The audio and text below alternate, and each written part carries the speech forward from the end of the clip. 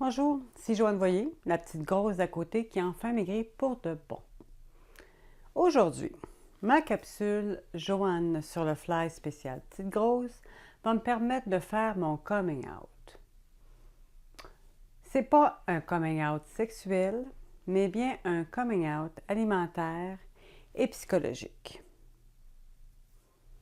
Lors de ma conférence, lors de mon lancement de livre, j'ai terminé en disant que tout ça, ça ne s'arrêtait pas juste avec ma perte de poids.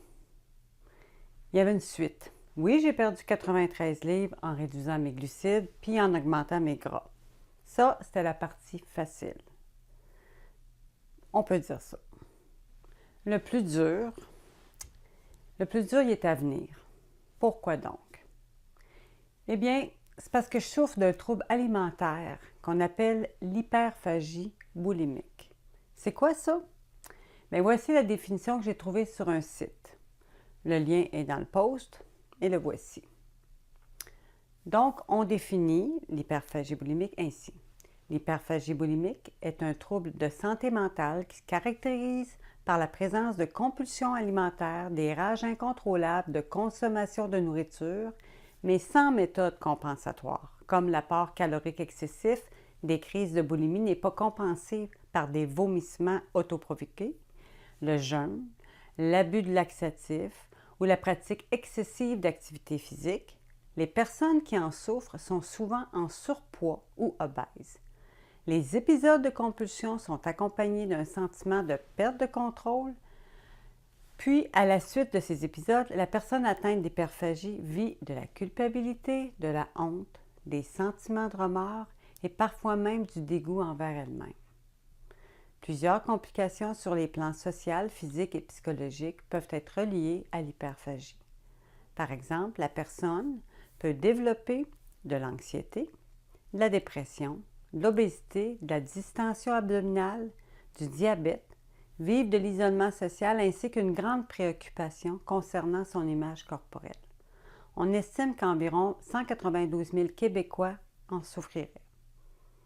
Après avoir passé 14 mois sans trop de rage, je viens d'en vivre toute une la semaine dernière. Je me suis mise à outre-manger big time. Tout ou presque de ce que j'ai mangé était cétogène. Mais si j'avais pu manger avec une pelle, je vous jure, je l'aurais fait. Au lieu de prendre, mettons, un petit dessert, bien, j'en prenais 3. Puis je continuais de manger même si j'avais plus faim. Je me dissociais de mon corps.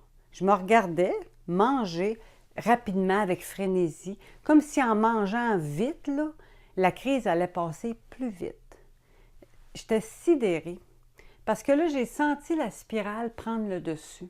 Je perdais le contrôle, encore. Puis ça, bien, ça m'est toujours arrivé à l'étape du maintien. Puis c'est comme ça que le cycle infernal de ma prise de poids recommençait chaque fucking fois. Dans le passé, je croyais que c'était parce que je m'étais privée de tout, de ce que j'aimais. Je croyais que cette fois-ci, ça serait différent parce que bien, j'adore ce que je mange. J'adore mes nouvelles habitudes alimentaires. Puis là, je me croyais à l'abri, enfin. Malheureusement, mes démons sont revenus. Puis sont revenus en réclamant leur dû. Tu sais, c'est quoi le pire après un épisode d'hyperphagie? Hein? Est-ce que tu le sais? Premièrement, on sent plein au bouchon. On a presque la nausée. On sent comme si on avait tout repris son poids en un seul repas. Moi, j'avais l'impression que je pesais 213 livres de nouveau. Puis deuxièmement, on sent comme de la marde dans sa tête. On s'en veut d'avoir perdu le contrôle, d'avoir cédé à ses pulsations. On ressent de la honte, de la culpabilité, de la colère contre soi. C'est terriblement souffrant. Psychologiquement, c'est terrible. Puis d'aussi loin que je puisse me souvenir, j'ai eu des épisodes comme ça, à fréquence variable. Mais je ne savais pas c'était quoi. Je pensais juste que j'étais une fuckée, que je n'étais pas capable de me contrôler, que j'étais une tout croche. Il y avait quelque chose de pas bon chez moi. Mais comment ça se passe un épisode d'hyperphagie pour moi? Bien, je vais vous l'expliquer. D'abord, je mange en cachette. je mange hyper vite, comme si j'avais le feu au cul, sans vraiment goûter à ce que je mange. Puis je passe d'un aliment à un autre, puis je trouve jamais satisfaction. C'est comme un gouffre sans fin.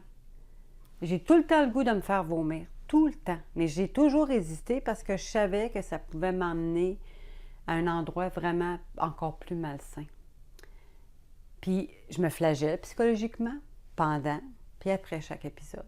Parce que pendant que je suis dans l'épisode, je ne vois plus rien.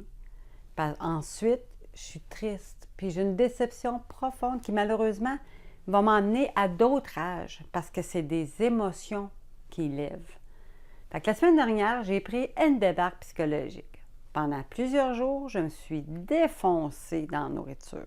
Cétogène, mais à l'os. Puis là, je me voyais reprendre tout le poids perdu. Puis être honteuse devant tous les gens comme vous qui me suivent. Là, je paniquais à l'os. Mais tu sais, on dit qu'il n'y a pas de coïncidence dans la vie. Bien, j'y crois, moi. Il y a un soir, après mon dernier épisode d'hyperphagie, je devais aller voir une amie pour la coacher sur l'alimentation faible en glucides. Puis j'ai parlé de ce que je vivais. OK? Je l'ai dit en toute honnêteté parce qu'une des règles à laquelle je m'astreins religieusement, c'est fou, hein? Mais c'est de dire aux autres les vraies affaires. OK? De ne pas faire semblant que tout est beau puis que je suis comme dans Instagram. Fait que moi, je suis allée la voir pour la coacher. Puis là, me voilà que je suis en train de confesser de ma débandade alimentaire. Je me suis dit, elle va être totalement découragée, mais c'est pas ça qui est arrivé. Elle m'a dit, je vais te parler de l'hyperphagie boulimique. Puis après ça, elle m'a prêté un livre que j'ai dévoré, quel jeu de mots, dans les jours suivants. OK? J'ai fait ça, j'ai bouffé ça, là. OK? Et je me suis reconnue dans chaque mot, chaque émotion. J'avais enfin des mots pour décrire mon malheur. Puis il y avait en plus des solutions. Je n'étais pas prisonnière finalement, là. Je n'étais pas une bonne à rien. Je n'étais pas une tout croche. Fait que, tu sais, voilà un an, quand j'ai découvert l'alimentation cétogène, l'alimentation faible en glucides, moi, j'ai vu une lumière à l'horizon. Hein? J'ai vu de l'espoir. Puis je l'ai suivi. Puis cette fois-ci, ben, j'ai vu une autre lumière. Mais là, maintenant, pour le côté psychologique. Puis là, je me suis dit, je vais le suivre. Fait que la bonne nouvelle, c'est, à part de savoir qu'il y a une solution, c'est que je me suis rendu compte que j'avais adopté par bout des aliments, non pas des aliments, mais des habitudes qui mettaient mon hyperphagie en échec. Mettons, intuitivement, j'avais compris certaines choses. Mais il me restait à découvrir des déclencheurs, les déclencheurs de mes crises. T'sais. Si tu m'avais demandé il y a une semaine, comment ça va, Joanne? Si j'étais stressée ou si je vivais des émotions particulières, bien, je t'aurais répondu « Hey, tout va bien! » Mais je ne savais pas que tout n'allait pas bien, que je croulais sous le stress, que j'étais aux prises avec des émotions refoulées.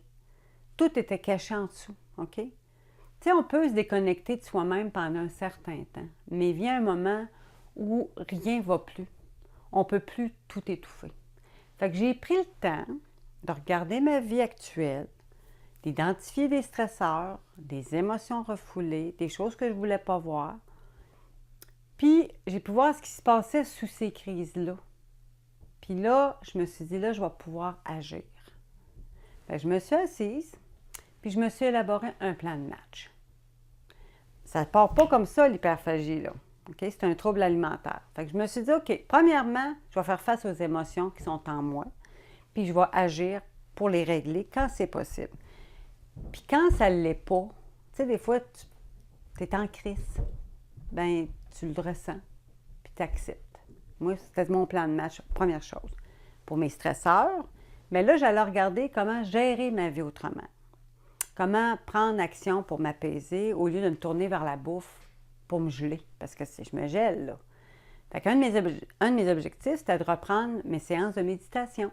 Avant, je méditais, j'avais arrêté ça. Rien d'étouffant. Genre un petit 10 minutes par jour pour commencer, histoire de donner, tu sais, à mon corps et à mon esprit un petit break. Tu sais, fermer la gueule au hamster pendant quelques minutes.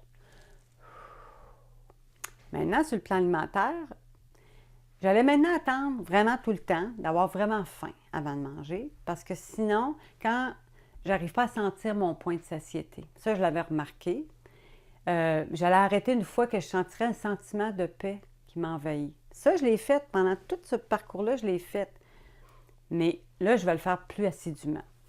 Puis, tu sais, si j'ai le goût psychologique de manger, bien, je vais prendre un moment, simplement pour me questionner sur sa raison d'être. C'est-tu de l'ennui? C'est une émotion désagréable qui veut monter?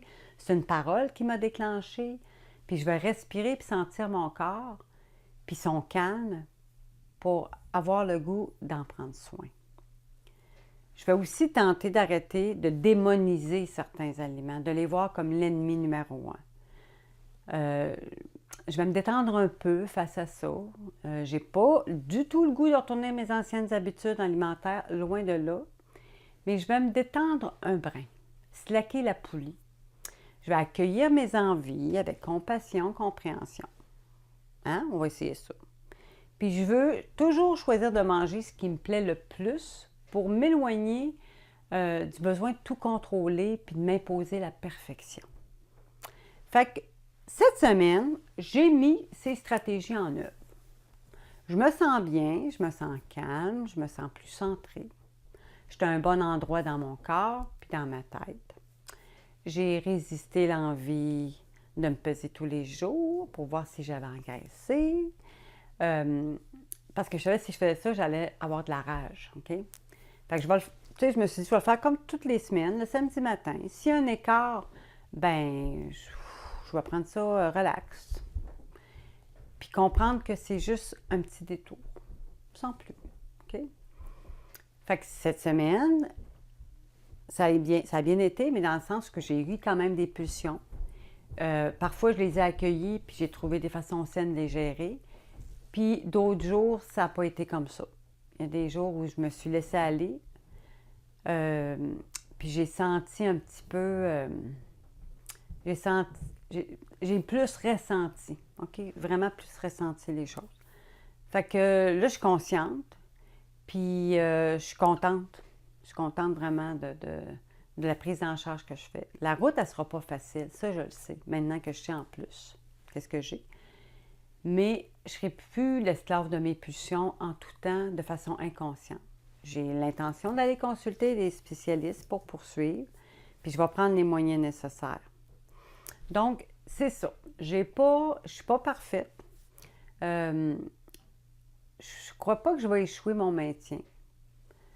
Au contraire, je pense que je vais le réussir. Puis je pense que le reste du chemin, oui, il ne sera pas sans effort. Mais ce qui vaut la peine d'être fait, ça demande souvent des efforts. Puis moi, ma vie est trop importante pour la bousiller de nouveau. Fait que j'ai même pris un journal. J'ai même pris un journal dans lequel je note quand j'ai eu un excès. Un excès par rapport à ma faim, on s'entend? Fait que j'écris ça, puis c'est drôle, hein? Plus ça avance, plus je sens que les crises risquent d'être moins fréquentes. Vraiment. Mais c'est le fun de savoir ça. C'est le fun de savoir que tu n'as pas à être parfaite dans la vie, puis c'est le fun de comprendre ce qui se passe dans ta tête. T'sais. Il n'y en a pas de recette miracle, ni pour maigrir, ni pour maintenir. Mais c'est important d'essayer de trouver un équilibre dans sa tête, dans son corps. Puis c'est faisable, mais ça demande quand même un arrêt, une introspection, puis être vraiment honnête. Moi, depuis le début, je vous ai dit que je serais honnête avec vous. Je serais honnête envers moi-même, puis je dirais les vraies affaires. Fait que moi, là, je suis pas là pour vous dire « oui, oui, oui ». C'est peut-être plus simple. C'est peut-être plus simple pour certaines personnes. Moi, j'ai senti le besoin, je vous l'ai dit dans mon livre, je l'ai dit en conférence, que je sentais le besoin, moi, de calculer. Et maintenant, je comprends mieux. Parce qu'en calculant, ça me donne certaines balises, OK? Puis là, maintenant que je sais que j'ai des pulsions, je suis capable vraiment de les regarder. Puis de savoir, OK, là, tu es en train de dépasser ta faim. De dépasser le point de satiété. Mais avant, je m'en rendais même pas compte. C'est juste que je mangeais pas trop. Puis là, je sentais le calme. Puis j'étais là, ah, OK, je suis correcte. Fait que, tu sais, j'ai fait plein de bonnes affaires pendant tout mon processus, mais là, j'étais en maintien. Fait qu'il se passe un autre processus dans ma tête, là. Maintien équivaut, on sort la paix, puis on mange. J'ose espérer que cette fois-ci, ça va être différent. Puis j'espère que ça vous donne l'espoir à ceux qui vivent ça. Vous n'avez peut-être pas l'hyperphagie boulimique, mais si parfois ou souvent, vous mangez par vous dévorez, là, vous pouvez relaxer. Ça se fait, mais ça demande de la vigilance. Fait que je vais sûrement en reparler un peu plus tard. Là, je vous annonce ça parce que c'est comme ma découverte qui s'est passée au cours des 2 dernières semaines. J'apprends à vivre avec ça. Puis je ne suis pas triste là parce que je comprends que j'ai un vieux mécanisme qui s'est installé pour de nombreuses raisons, mais qui pourrait me bousiller de nouveau, puis s'il n'y en est pas question. Fait que si ça t'a parlé, si tu penses que ça pourrait être utile à quelqu'un, tu sais, je n'ai pas livré des grands secrets ici, là. À chacun sa façon de vivre ses débordements alimentaires. Mais si ça peut aider quelqu'un, je t'encourage à le partager. Parce que c'est comme ça qu'on s'aide entre nous, à être humains. Puis, je veux remercier mon amie Christiane. Parce que Christiane, elle m'a demandé de l'aide, mais c'est elle qui m'aide. C'est fou, hein? C'est elle qui m'a nourri ce soir-là, qui m'a accueillie, dans le sens qu'elle aurait pu me juger, elle aurait pu dire « Ouais, c'est ça, on repassera pour le coach, hein? » Non, elle ne m'a pas vu comme ça. Elle a compris que je pouvais la coacher pareil, parce que ma tête était correcte, là. Mais elle a compris que ce que je vivais, c'était au-delà de ça. Puis elle m'a donné plein d'outils, comme ça, avec une générosité quand on la connaît, on sait que c'est elle, là. Mais je te remercie, Christiane, parce que tu m'as mis sur une voie qui poursuit ma démarche. J'avais dit qu'il y aurait une suite. J'avais dit que ça ne s'arrêtait pas là. Mais ce qui est merveilleux, c'est que non, ça ne s'arrête pas là. Ça va plus loin. On va pousser ça. Puis on va se découvrir, puis on va s'aimer davantage, puis on va gérer ses émotions. Au lieu de les étouffer, de les endormir, de les médicamenter, je vais être obligée d'y faire face. Puis quand je suis stressée, bien, il faut que je me trouve des moyens. Parce que, en fait, j'ai une autre idée qui vient dans ma tête, c'est qu'en fait, mes crises d'hyperphagie, en fait, sont des drapeaux pour me dire, Joanne, il faut que tu arrêtes. Regardez. Mange si tu veux, là, mais arrête-toi. Il y a quelque chose qui ne va pas. Tu sais, des fois, tu pourrais avoir une bosse qui te pousse dans le front, là. Tu te restes ici, aller voir ce qui se passe. Bien, moi, c'est pas des bosses dans le front, c'est d'avoir le goût de manger jusqu'à temps que ça me sorte par les oreilles. Puis ça me dit, you need to check something here. Hein? Faut checker quelque chose. Fait que c'est ça, je vous laisse, je ne vais pas vous retenir longtemps. J'avais besoin de le partager parce que ça va sûrement revenir sur le terrain, parce que là, on passe en maintien. Puis quand on est en maintien, il se passe d'autres affaires dans notre tête. Alors, je vous souhaite une bonne journée, une bonne soirée, une bonne fin de semaine, peu importe quand est-ce que vous allez regarder ça. Puis n'oubliez pas, si jamais vous voulez me procurer mon livre, évidemment, je vais faire mon sales pitch. Si vous voulez vous procurer mon livre, la petite grosse à côté, enfin maigri pour de bon, l'aventure cétogène d'une bébête à sucre, je vais vous laisser le lien aussi. On va sur joannevoyer.com/ma-boutique. C'est là que vous pouvez savoir où le trouver. Entre-temps, je vous souhaite de savourer chaque moment de votre vie au sens propre et figuré. Ciao!